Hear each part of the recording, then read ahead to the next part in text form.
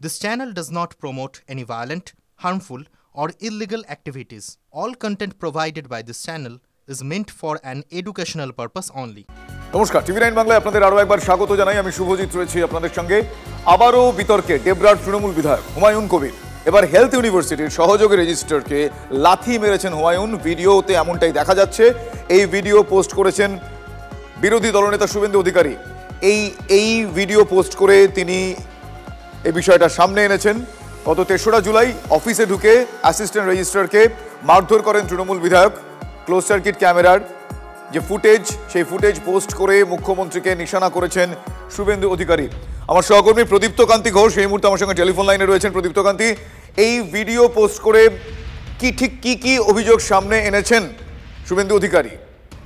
দেখো, শুভেন্দু অধিকারীর তরফ থেকে যে অভিযোগ করা হয়েছে, একজন সরকারি আধিকারিক তাকে যেভাবে স্বাস্থ্য বিশ্ববিদ্যালয়ের মধ্যে ঢুকে মারধর করা হচ্ছে, এতেই এই রাজ্যের যে সংস্কৃতি বা এই রাজ্য সরকার যা প্রতিষ্ঠা করেছে সেটাই স্পষ্ট হচ্ছে। অন্তত তেমনটাই শুভেন্দু অধিকারী বলেছেন এবং তিনি বলছেন যে এই যে প্রলয় চক্রবর্তী, তার উচিত সামনে এসে গোটা বিষয়টিকে সামনে নিয়ে আসা এবং যেভাবে একটা স্বাস্থ্য বিশ্ববিদ্যালয়ের মধ্যে ঢুকে একজন আধিকারিককে মারধর করছেন। ডেবরার বিধায়ক শুধু নন, তিনি একসময়ের আইন শৃঙ্খলা রক্ষার দায়িত্বে ছিলেন।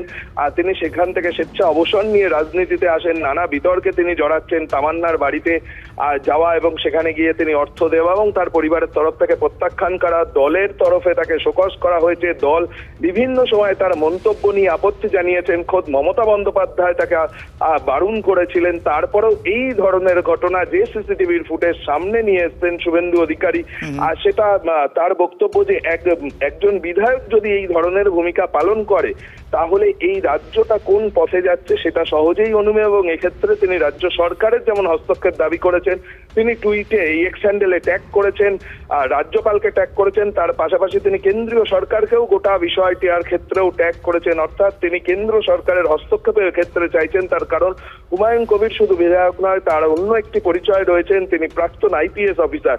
ফলে সেই গোটা বিষয়টিকে তিনি সামনে নিয়ে এসেছেন এবং এক্ষেত্রে দেখার বিষয় যে হুমায়ুন কবিরের তরফ থেকে স্পষ্ট এই নিয়ে কোনো অবস্থান নেওয়া হয় কিনা বা তৃণমূল কংগ্রেস এ নিয়ে কিছু বলে কিনা।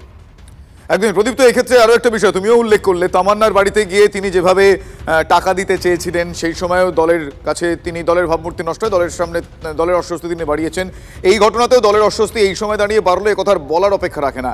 এখনো পর্যন্ত কোনো রকম পদক্ষেপ বা কোনো রকম ইনিশিয়েশনস কিছু শুনতে পাওয়া যাচ্ছে এই ঘটনা সামনে আসার পর বা এই ছবি দেখার পর? দেখো, এখনো পর্যন্ত দলের তরফ থেকে বা হুমায়ুন কবিরের তরফ থেকে কোনো উত্তর আসেনি যে এই ধরনের ঘটনার পিছনে ঠিক কি ব্যাখ্যা রয়েছে। আর সেটা হয়তো নিশ্চিতভাবেই তৃণমূল কংগ্রেসের তরফ থেকে গোটা বিষয়টা নিয়ে প্রতিক্রিয়া দেওয়া হবে।